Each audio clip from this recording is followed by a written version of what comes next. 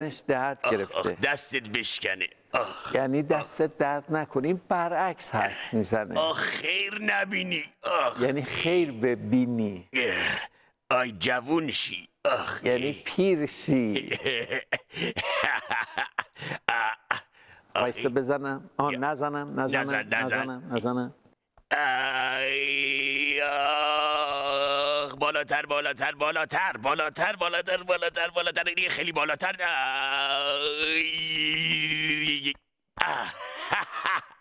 به هر چی میخوای نرسی. یعنی به هر چی میخوای برسی. خیلی حالت بد شد. خستگیم برگشت. یعنی خستگیم در رفت. حالت خوبه حالت بده دیبی؟ نه.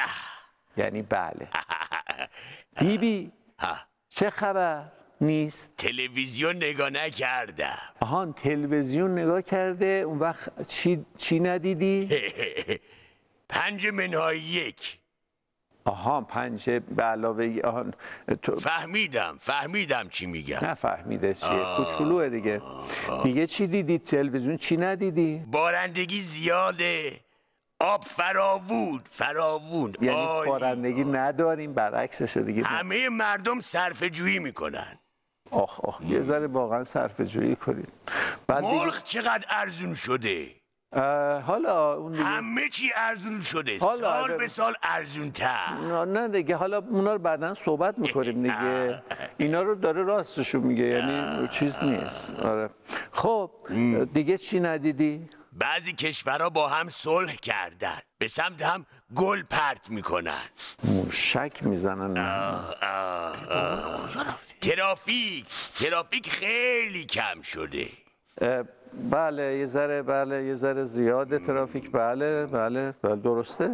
تصادف که نمیکنن، مردم با قفرمون به همدیگه محبت میکنن. هی میان بیرون همدیگه رو ماچ میکنن، ناز میکنن، به خانواده های همدیگه محبت میکنن. خیلی خوب. نگو. بگو. دیوونه شدم من اینجا. آره خب میشه وقتی که تصادف اسمش کسی به عمد نمیزنه به یه نفر دیگه. تصادف اتفاق میای بیرون انقدر عصبانی هستی. انقدر عصبانی نباش. اتفاقا خوردیم به هم دیگه. اون منظوری نداشته، شما منظوری نداشته. خاله دروغ میگه. به حرفاش گوش ندی. یعنی من راست میگم. خب دیگه غیر از اخبار چی ندیدی؟ کارتون ندیدم. کارتون دیده. کارتون چی ندیدی؟ موشه میخواست گربه رو بخوره. این تام و جری دید. خیلی گریه دار بود. یعنی خیلی خنده دار بوده.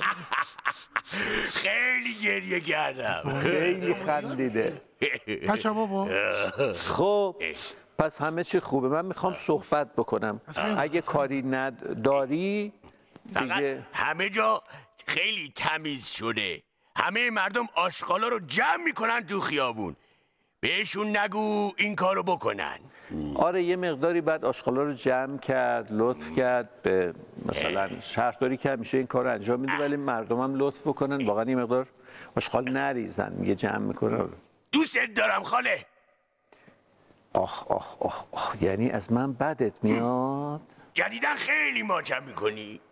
یعنی من جدیدن این ماچش نمی کنم. من که تو رو خیلی ماچ نکردم. زیاده. کمتر.